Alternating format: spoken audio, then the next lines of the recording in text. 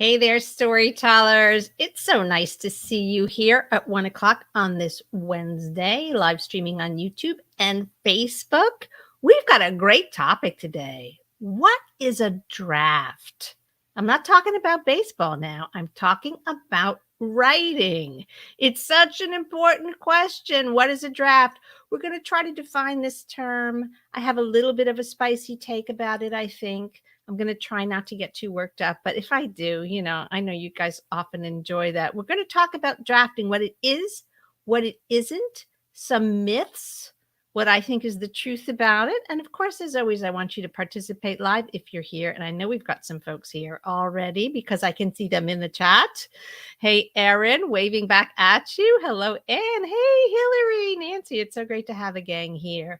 All right, so that is the topic today. It's all about drafting, what it means, how it works, how we might not be doing it in the most efficient way. Is there a right or wrong way to draft? Even that is a kind of a controversial question. So this is what's on my mind today. Before we get started, let me introduce myself for those of you who are new to the channel, maybe watching the replay. My name is Mary Rose Wood. I am an author. I write fiction. It's not the only thing I write, but it's what I'm best known for. I write middle grade fiction. My most recent book is called Alice's Farmer Rabbit's Tale. It's lurking in the shadows behind me.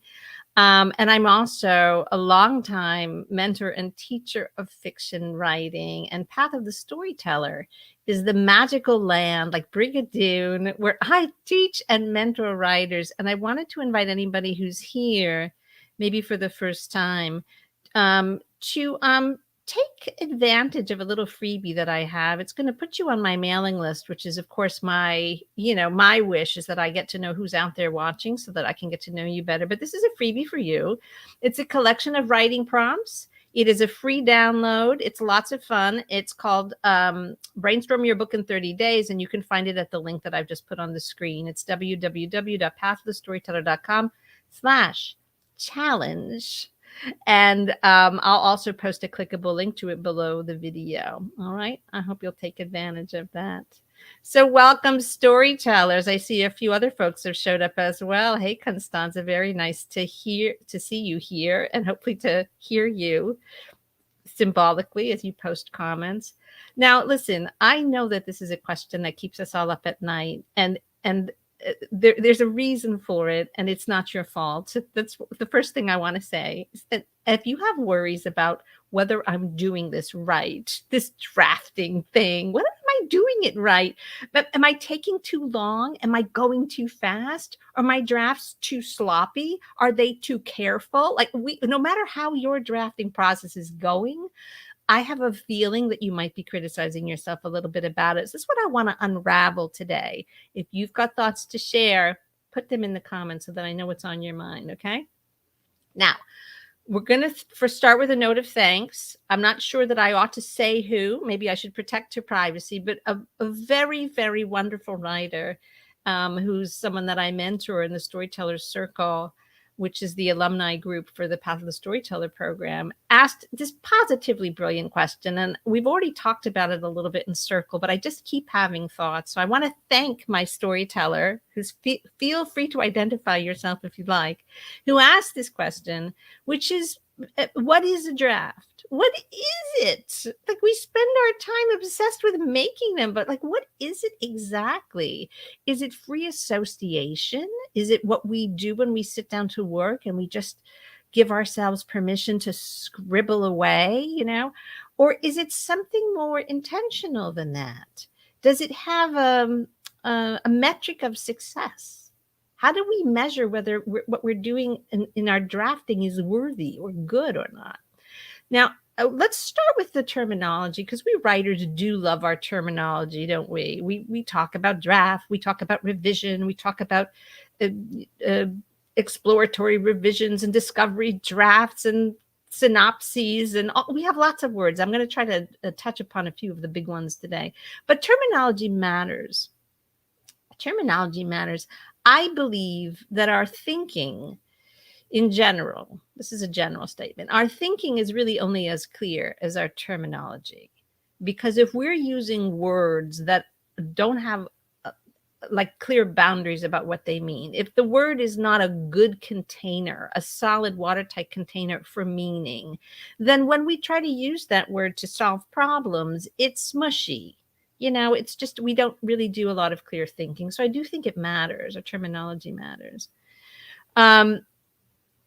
So our thinking is only as clear as our terminology, and the terminology on the chopping block right now is draft. Well, I looked it up in the dictionary. Now, I highly recommend this as a process for anybody who's trying to figure out what a word means. This is good advice at all ages.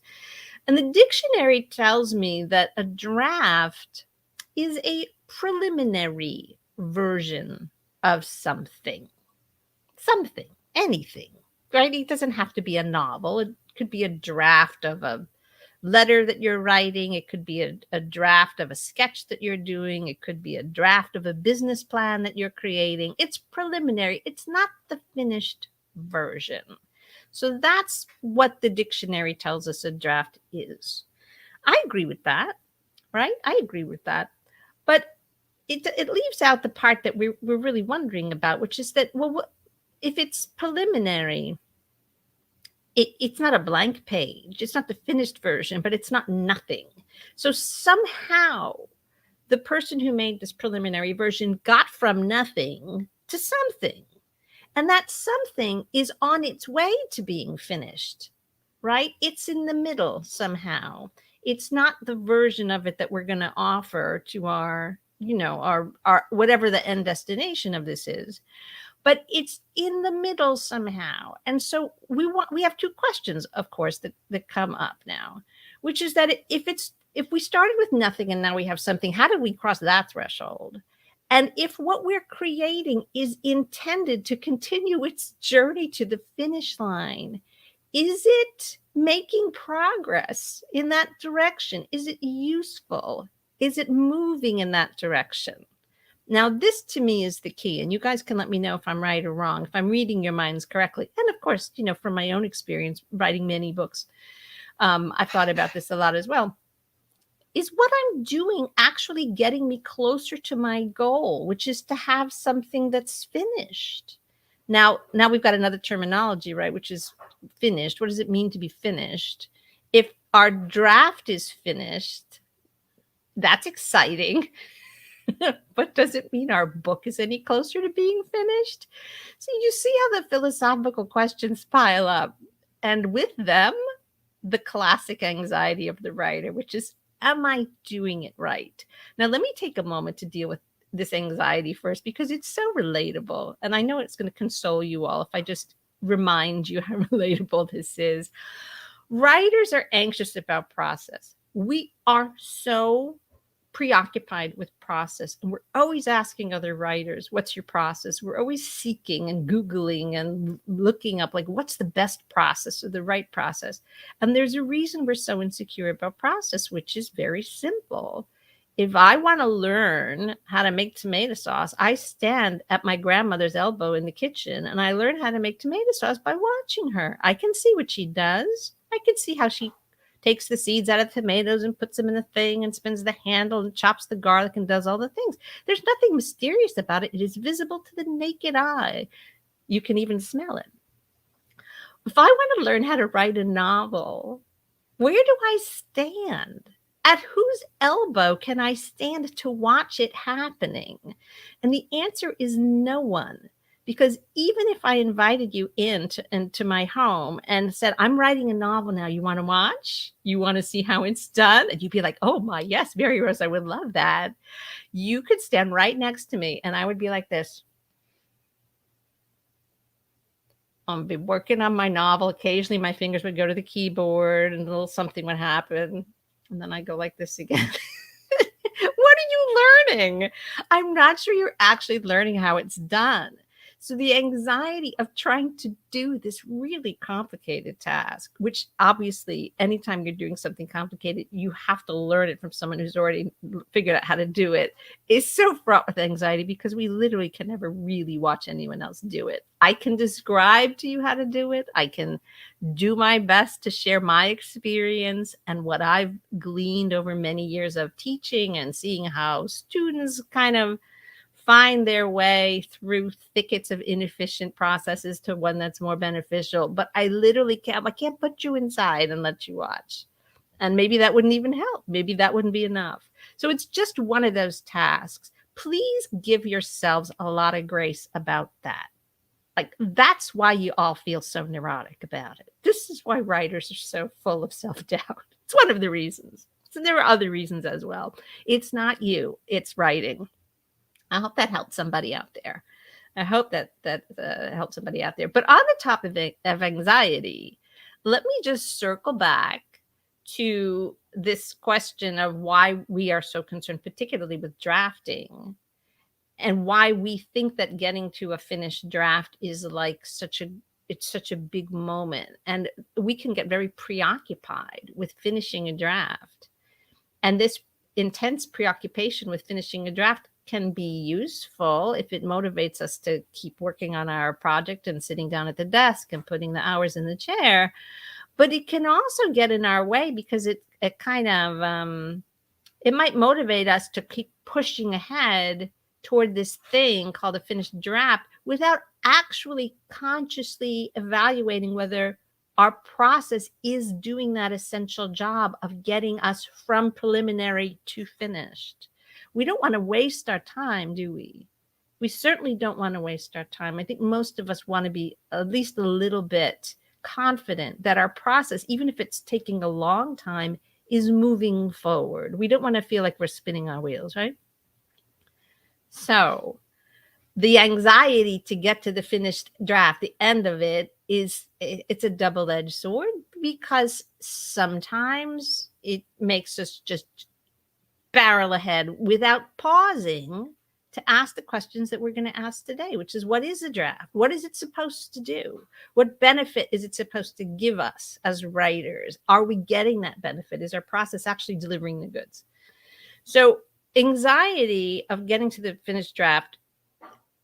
Well, when we have a finished draft, what can we tell ourselves? At least I finished something. You know, the anxiety that we're never going to finish anything is, we think, going to be alleviated by getting to that page where we get to type the end. And listen, that is a big moment, and I celebrate that moment. And those of you that have gotten there, did it feel good? Like, put it in the comments. I'd love to know if it really felt good to get to the end. And hopefully it's going to feel good for a while, but very soon there's going to be another feeling that comes, which is that, is this draft, I hate to say it, any good? Like, you're immediately going to have an opinion about what you just wrote. And then you're going to start to have a little bit of a mood swing. And you're going to say, I did all this work and I made this whole draft, and it's so many pages and it's so many words, and I literally don't even know if it's any use to me. Like, I don't know. And then there's this kind of desperate feeling of like, I need someone to tell me. So these are the complex issues. Now, I'm going to quote the novelist Jane Smiley. This is a quote that one hears a lot. Maybe you've heard it already. Jane Smiley, and who am I to argue with Jane Smiley? Let me just repeat what she says, and we can consider whether we agree with her or not. Jane Smiley says, every first draft is perfect because all the first draft has to do is exist. It's perfect in its existence. The only way it could be imperfect would be not to exist.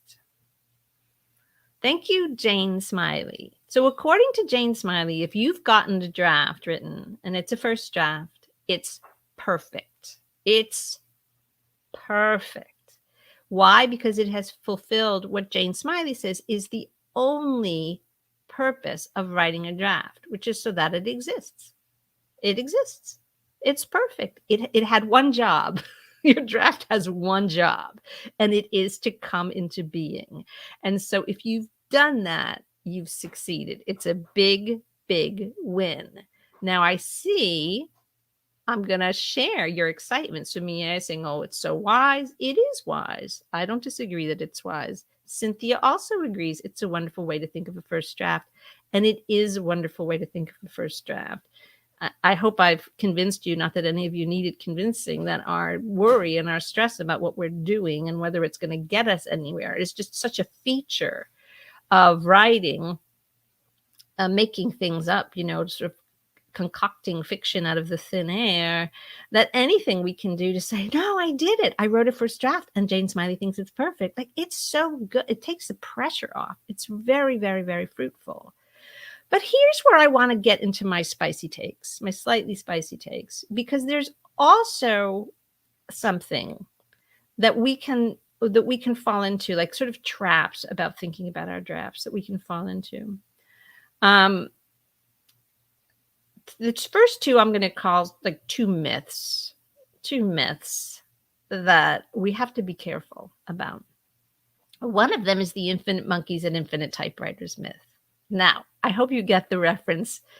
It's a comic reference. It's a silly one, but it's one that gets quoted a lot as well. And if you don't get it, I will explain that there's this, hilarious thought exercise that if you had an infinite amount of monkeys at an infinite amount of typewriters just banging away at the keys, and an infinite amount of time, they could not fail to recreate the entire works of Shakespeare.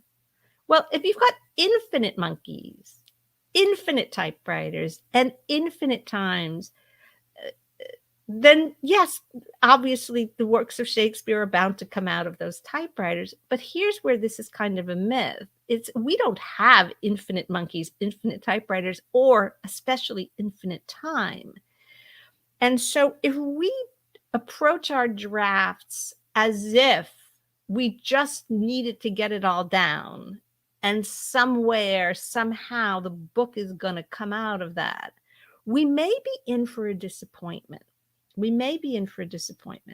Because depending on how you approach drafting, you may be so driven by just wanting to get to the end that you might be barreling ahead, writing willy-nilly, and kind of cultivating inside yourself this notion that there's an infinite amount of monkeys and an infinite amount of typewriters, and the goal is to just keep churning it out until you get to something you can call a stopping place, and then you've got a finished draft. And yes, it may be perfect according to Jane Smiley's definition, but if it is a preliminary version that is so preliminary as to be almost useless, your somewhat, contrarian mentor, I'm going to say, you know what? Let's look at your process a little bit.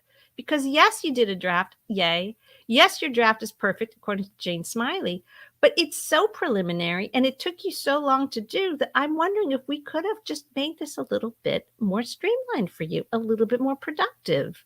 So hold on to that thought. Let's hold on to that thought. The other kind of similar myth about drafting is I'm going to call the Michelangelo myth. And I'm sure many of you already know what I'm going to talk about. There is a quote. I didn't look it up, so I'm really just paraphrasing. I'm sure it was originally in Italian anyway, so how could I not be paraphrasing? This notion that how do you make a sculpture? And that Michelangelo apparently said, or is quoted to have said, well, you don't actually have to make the sculpture. It's already in the marble. The statue is in the marble, and your job as an artist is to simply reveal it. Now, I remember the first time I heard that, I was like, whoa, Michelangelo, that's deep. The sculpture's already in there. It's just your job to reveal it. Now, Michelangelo knows a lot more about sculpture than I do. But I just want to ask you, as writers, if I handed you a dictionary and I said, your novel's already in there, all you have to do is reveal it. I mean, how helpful is that? Thoughts, anyone? Like, how helpful really is that? And what I worry about is that both the Michelangelo myth and the infinite monkeys and infinite typewriters myth, they feel inspiring in a way, like Jane Smiley telling us that our first drafts are perfect feels really good in a way. But I also wonder about the way in which they make the writer a little bit more passive in the creative process than I like to tell my writers to be. It's not a question of generating enough content so that your book tumbles out of it, right? It's actually doesn't work that way. I can stare at the dictionary and I can go at it with a chisel all I like, but my book is not inside it waiting to be revealed. And I could, if I wanted to, blindfold myself and churn out 300 pages of double-spaced prose in a month, like many people are going to do in the month of November, which is coming up. But I'm not sure that I'm any closer to having a preliminary version of a novel. I do have a lot of pages. And I do have a moment of thinking, boy, Jane Smiley is really approving of me right now. So I hope this isn't a little bit of a, Debbie Downer kind of talk. But what I want you to understand is that the making of art is a really complicated mix, isn't it? Between being receptive and being a craftsperson who builds things. And the receptivity part is what Michelangelo may mean, that we're open to our own impulses. We're open to the inspirations that might be finding their way to us in the world that we engage in, the people that we meet, the stuff we read, the interactions that we observe, the ideas that we ponder, the kind of eternal questions about how humans behave and how the world works and how it got the way it is and how might it get and maybe better if, people got their act together.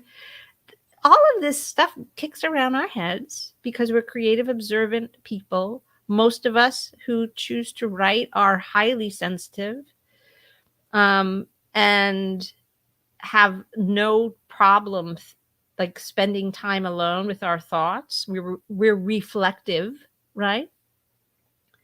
So we're receptive. And that's a beautiful thing. If you're not receptive, it's like the windows are closed and nothing can get in and nothing can get out. So I think the artistic spirit, the creative spirit, is a receptive one. We're back to terminology. Can we make a distinction, a delineation between what it means to be receptive in a creative way and what it means to be passive?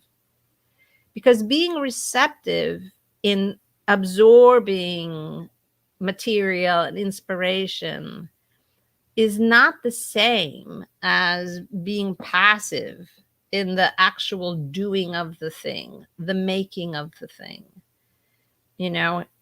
We are ultimately builders, and at a certain point we're going to decide what we're making, and we're going to choose what tools we're going to use to make it. We're going to decide what it's to be used for. We're going to think about how it's going to be most valuable to the user of it. And we're going to strive to do a really good job of making it usable, aesthetically appealing, a pleasure to use. Now, I'm talking about as if I'm designing a chair. But when you're writing a story and you're writing a book, you're writing it for a reader. And the reader, as you know, because you're all such good readers and avid readers, the reader is not just going to go along for any old kind of ride. The reader has taste. There are things that they like and don't like. They have judgment. If the book is no good, they won't read it. They have also a limited amount of time. So they're not going to invest a ton of it in something that doesn't work. So, eventually we do have to move from this like very beautiful state of like looking at our own draft like it's the finger painting of a beloved child and saying it's perfect, and saying, did I use the work that I've put in to move me closer to creating something that is well built and beautiful and has utility for the user who's the reader? So Those are my myths, but here's the truth. And my Path of the Storyteller students, most of them have heard me say this a million times, and I'll say it again. You are the boss of your book. You are the boss of it all the way through. You're not just the boss of it when you sign a contract to publish it. You're not just its legal guardian. You're the boss of it from when it's just a gleam in your eye. You get to notice which impulses that you are receptive to. You, the craftsperson, decide to say, I'm going to chase that one down. That sounds interesting. That one sounds like I could make a story out of it. Let me start to make some notes. Let me start to do some research. Let me move it to the foreground of my attention so that things that have to do with it will sort of naturally appear in my field of vision. And we all know how that works. It absolutely will work that way. So you're making choices even from the beginning. You are not, you're not trusting it to be just already hidden there in its finished form in the marble. You're making choices. So there's some other terminology that I want to throw out that that has to do with drafting, but we're going to take this word drafting and we're going to make it more precise, because some people use it to mean I'm just going to keep scribbling until the book reveals itself from the marble. And some people use it to mean I'm just going to proceed like infinite monkeys and infinite typewriters and hope that at some point something like a book emerges. And other people, other writers, and I want you to be among them, and I think that most of you are, because you found your way to this YouTube channel and to me as a mentor. And this is kind of how I vibe. And so I'm trusting that most of you are going to vibe this way as well. Are thinking about your work with a little bit more serious intention than that. And you've come to an understanding that writing a story requires a certain amount of craft in the actual discipline of story structure. And that when you're drafting, you're trying to find the story that you want to tell. You're not just generating 300 pages of language so that you can say you did. That you're really looking to make something that's good. So let's look at this other terminology. And I'm not prescribing a process, because this is one of the things that you are the boss of. You are the boss of your entire writing process. But there's a lot of other things that we can say other than the word draft, which has become kind of like a catch-all, like a big bin for anything that's not the final version. And I'm going to start with the shortest one. Now, I've talked about, can you tell your story in one sentence? Now, in Hollywood, they call this a log line. Now, there's a video on this YouTube channel that invites you to explore being able to tell your book in one sentence. And it sounds like a silly exercise until you try to do it. And it's a really valuable exercise.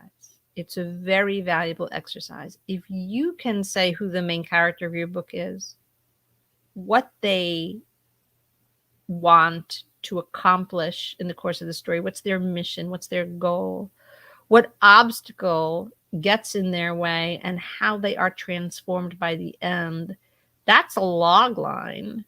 And it's also the entire structure of your book.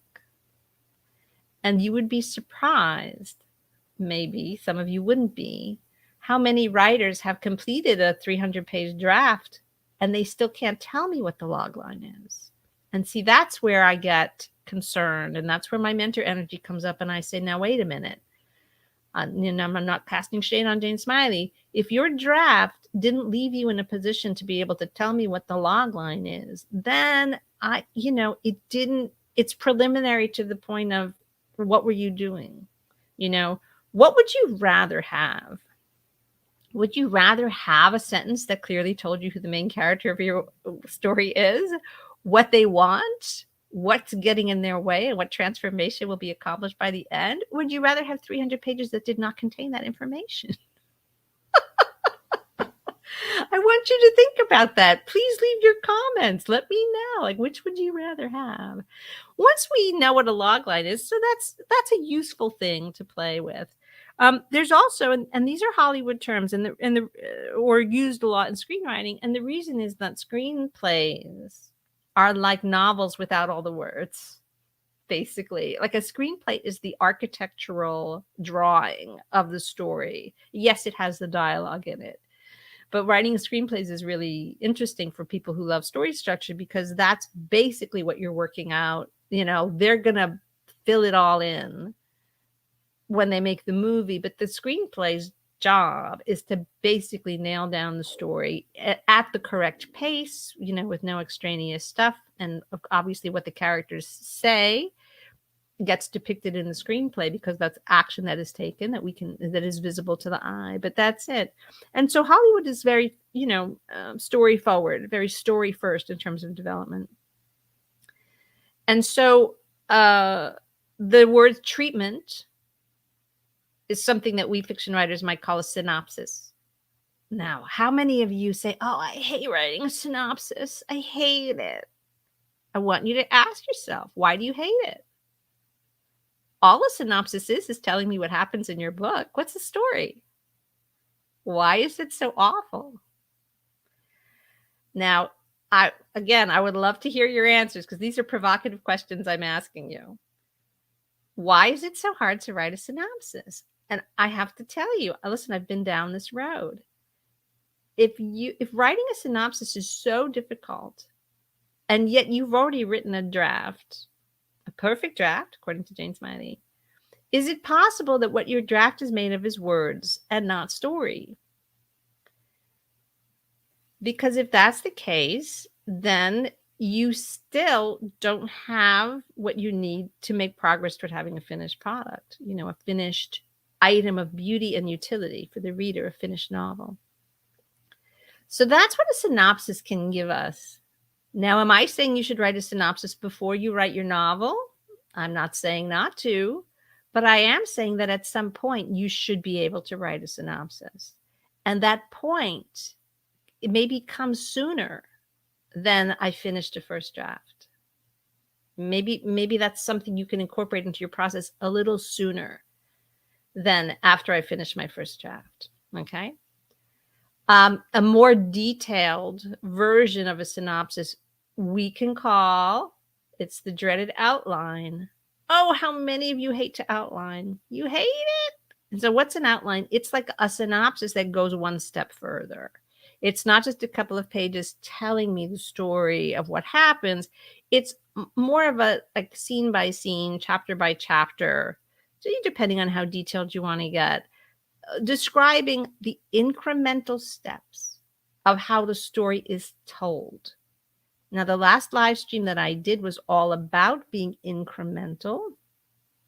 And many of you who are here today, and hopefully some of you who are watching, have already enrolled in the course that I created, which is a self-paced course. You can jump in at any time. I'm going to put the link up for you right now, about writing scenes. And am I going to put the link up for you right now? Here we are. Super easy to find this link. Just go to pathofthestoryteller.com/making-scenes. Now, I created an entire course. It's not very long, but it's very detailed. It's very step-by-step about how to write scenes that move the story forward. And the reason that I took the time to create this course when there are so many other questions that writers ask me is because, in my opinion, this is where a lot of writers really struggle. They have a notion for a character and they have an idea for this kind of vague sense of I'm writing a book about it. But if you say, well, what are the scenes? What are the steps? How does your character go about pursuing this mission step by step? How does it line up like dominoes to get us with causality from beginning to end? It's a deafening silence, falls down. And you realize quickly, if that's you, that I actually don't know how it happens. I just have a feeling of like, this is where I want it to start. And this is the world it takes places, and this may be how it ends. Like some writers have often a sense of how it ends, which is fantastic. Better to have it than not, although it may well change along the way. But it's that sense of like, but how do we get from here to there? It's why so many writers get stuck in the middle of their draft. This is where the draft starts to feel like a real burden. It's because that this sense of the things that have to happen, the outline part of it, if you will, is just has not been taken charge of. The writer has not taken like a firm stance about, I am the boss of this. I get to decide what happens. Not only do I get to, I must. It is my job to design what happens. I have to invent it. I have to make it up. It is not hiding in the dictionary. It is not already in the marble. The infinite monkeys are not going to save me. I have to actually take charge of this in a very bossy way.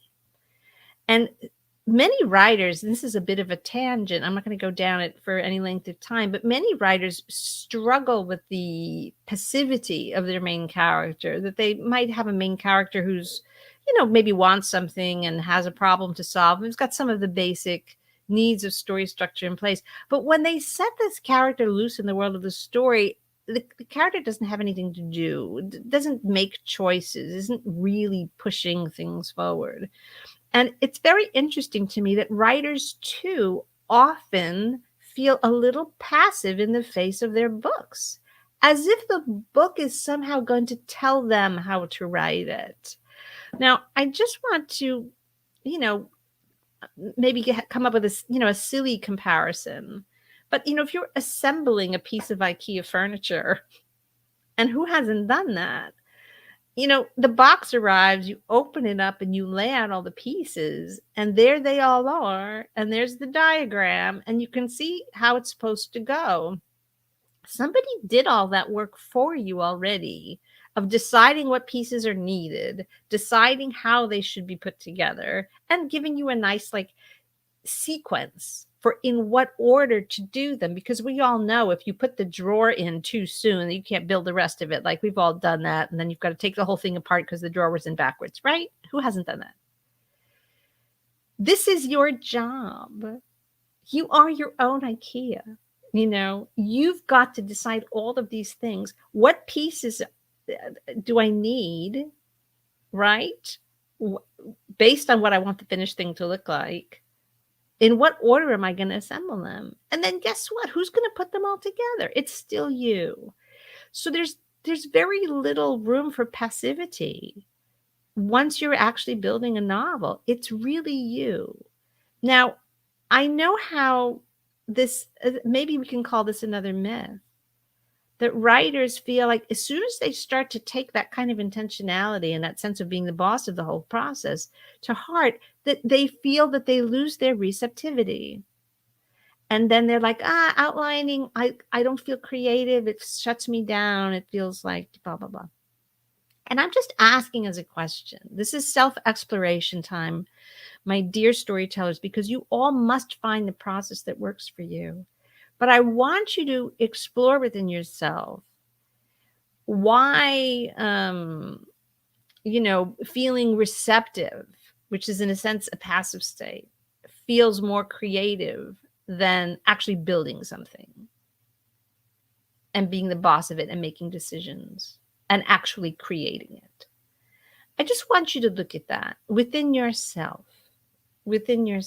Where does that dynamic express itself maybe elsewhere in your life? Do you tend to be more receptive than proactive? Just look at it. I'm just saying, look at it. All right. So we've talked a little bit about a log line, talked a little bit about a treatment. Now I'm talking about the outline, which is really where you've got here are the scenes. This is how it happens in this order. This causes the next thing to happen. Again, I am not saying that good writers always outline everything before they allow themselves to draft. But I am saying that at some point in your process, you're going to be able to say confidently, of course, I could make an outline of my book right now. Of course I could. That would be easy because I know what happens. All right. Now, there's another term that gets used a lot, and it's the discovery draft.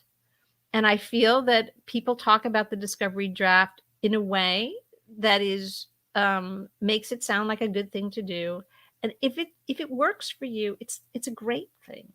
If a discovery draft, if you get to the end of writing a discovery draft, by which we mean that you're basically improvising your way on paper from start to finish through a story, and you're writing it to discover certain things, and you discover the things that you need to discover, and you feel that this preliminary version of something, the dictionary tells us is the draft, has actually brought you along the road toward having a less preliminary version, then you win. You win. If you do a discovery draft and you don't know what you've discovered, or you're not even sure what you're looking for, then I'm not a huge fan of this. Now, this is where me being such a nerd about story structure comes into play. Because when you are looking for story and you know what story looks like, writing a discovery draft can be really fun because you are basically improvising your way through what? Through story structure. Through story structure. So by the time you finish the discovery draft, you've improvised a lot of scenes of storytelling. Is it finished? No, it's still preliminary. Is it a first draft? Well, it's a discovery draft. But it might not be a first draft of the book that you, now that you've made all these discoveries and you have like the parts kind of laid out on the table, you know, now you might be ready to draw the diagram about how you're going to assemble them. But you might not consider your discovery draft a draft in the more usual sense of the word, which is that I have a draft of my book, right? It's the step before revision. So this is why it was such a great question. You know, what draft means. It could mean so many things. To me, the discovery draft is a bit like the Michelangelo myth, you know, and to me, the way around that is to start with a firm grasp of story structure in mind so that while you're out there discovering, you know what you're actually looking for.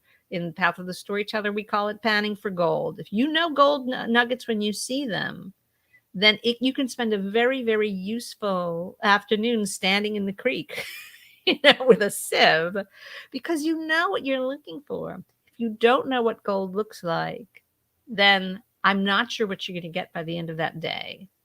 It might be cool and refreshing, but I'm not sure it's going to make much progress. Okay.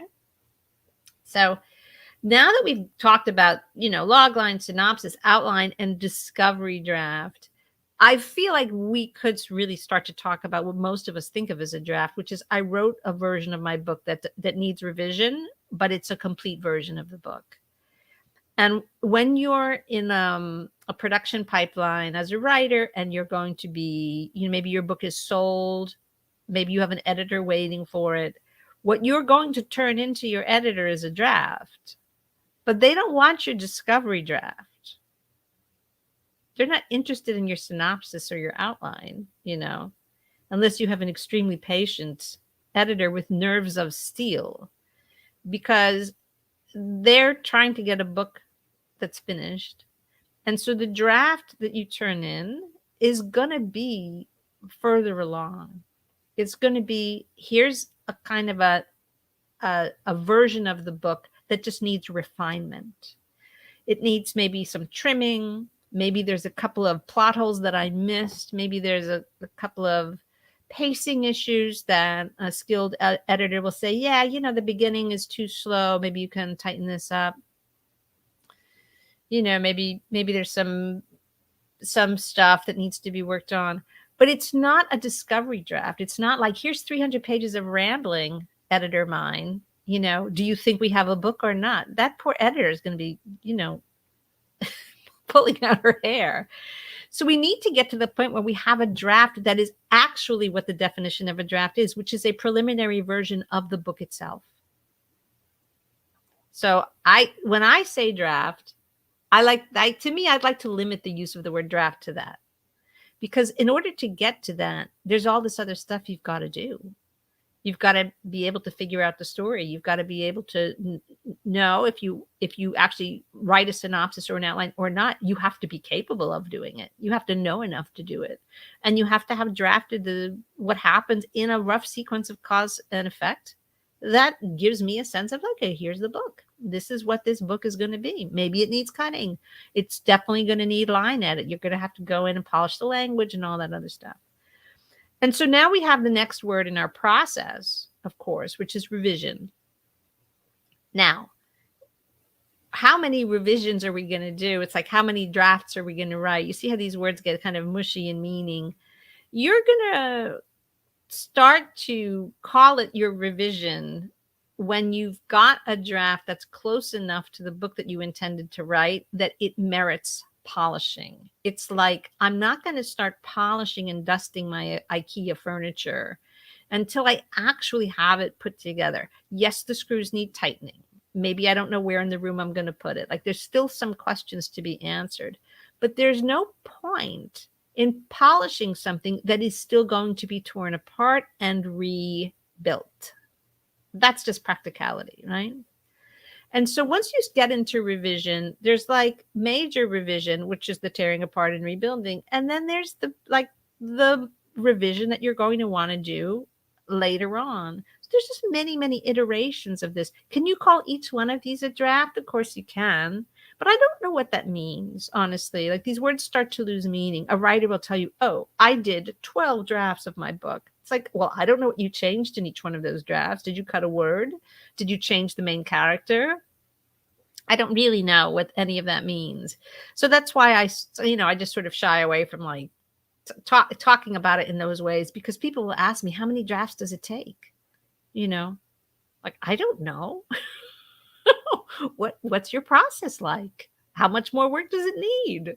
It's going to need, a fair amount of work, but it depends on how efficient your process is, And the last thing that you're going to do after whatever level of revision, whether it's like major overhaul or that kind of final compression, polishing, tightening things up, putting it on the next to the wall, adding the potted plant and the framed photo, like the final dressing of it to make it ready for the public. That's all revision. We can call all of that revision. I guess we don't call it drafting anymore because we've got the basic item sorted. We know what we've built and we've basically built it. And so revision is, making it nice. And then the very final thing is really like polish. And I've got some wonderful students going through the Path of the Storyteller program now. And when we get to the very end of the program, we talk about this idea of polishing. And it can often be very surprising to writers that when we polish, it's like we're poets. We may have a novel, but you can't polish things a page at a time. You can only polish them, like a word at a time.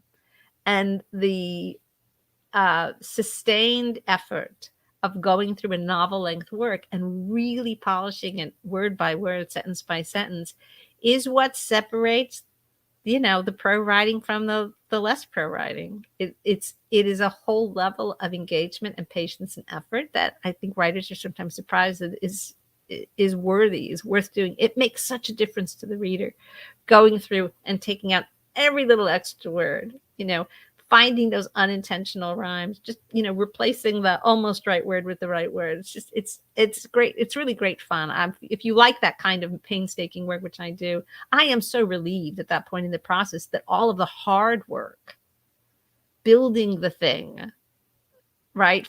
Figuring out the story, putting it up so that it can stand up, that's hold its own weight. That's the really hard part. The polishing is like putting the throw pillows on, after you've already done the work of building and decorating the house. So this has just been a whirlwind tour through process with a kind of an emphasis on looking at drafting from a few different angles.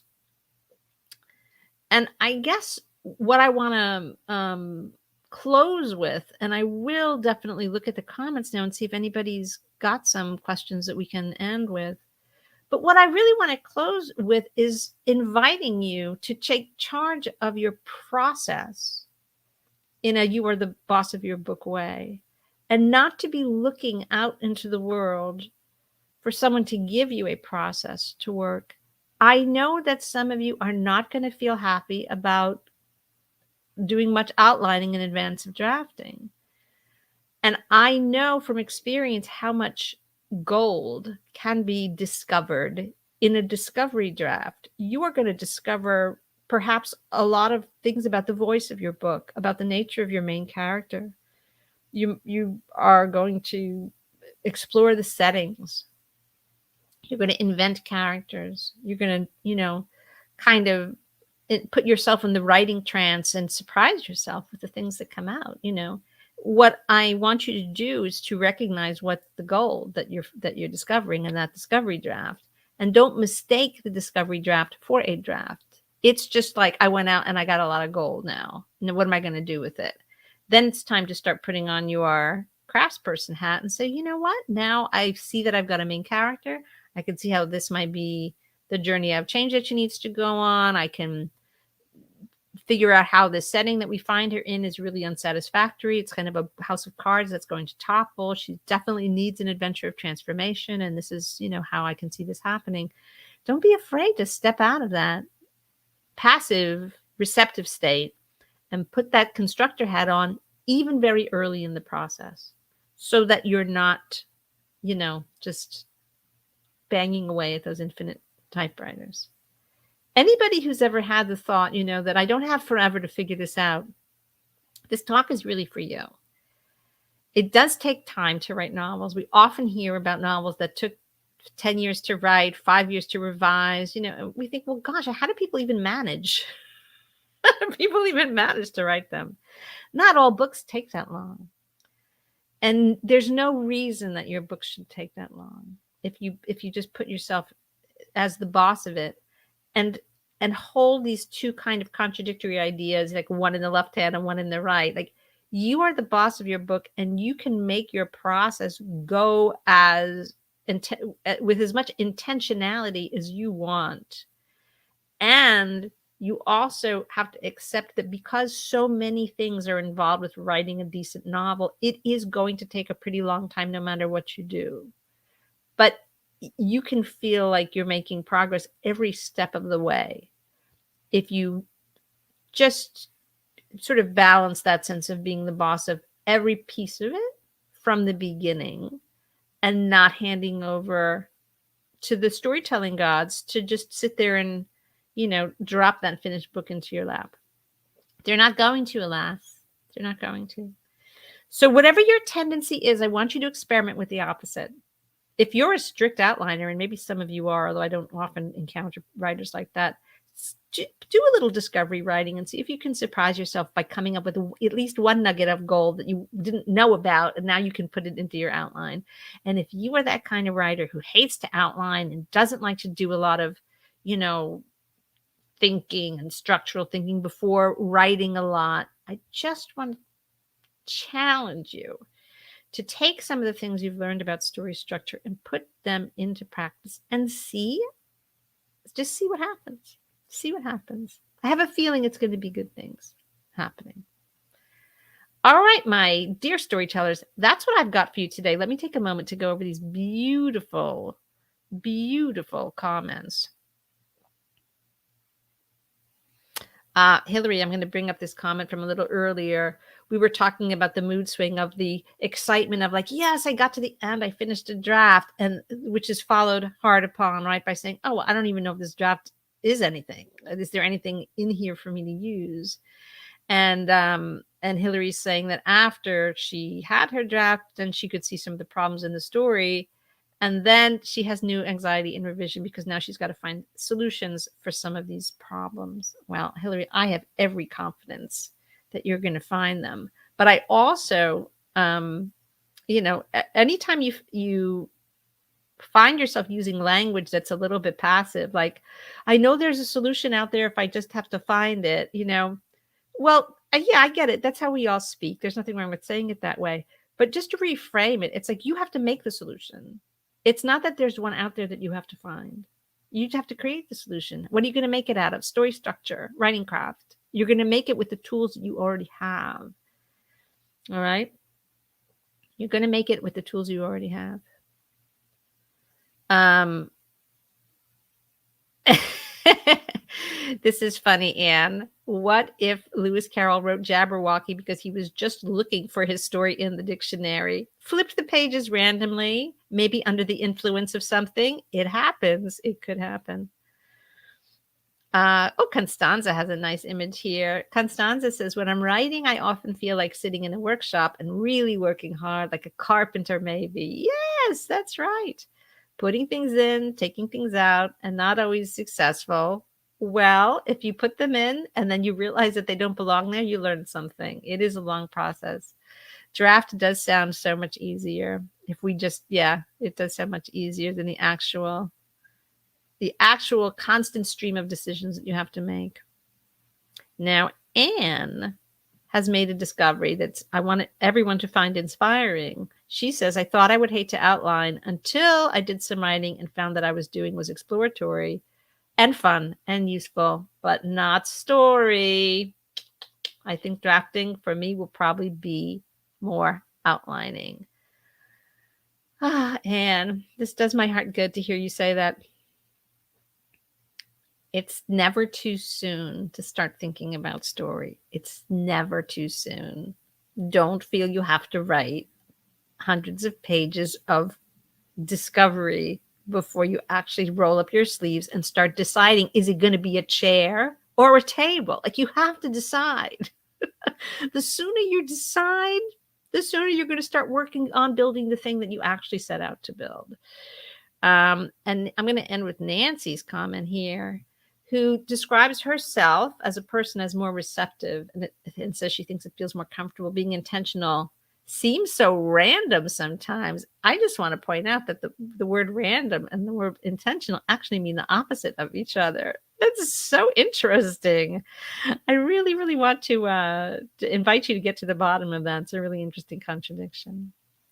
All right, my friends. Oh, and Katie's here too. I'm waving at you, Katie. It's the first time I'm noticing you here in the chat. Listen, thank you all so much for coming today. It's been an interesting topic to explore. I don't know about you, but it just kind of makes me want to spend the rest of the day outlining something. I'm feeling very crafty right now. I want to take out my knitting needles and follow a pattern or maybe follow a recipe, just really plunge into the excitement of having a clear intention and making some progress toward it. I think that can be a really, really rewarding and creative state to be in. So maybe you'll play around with that as well.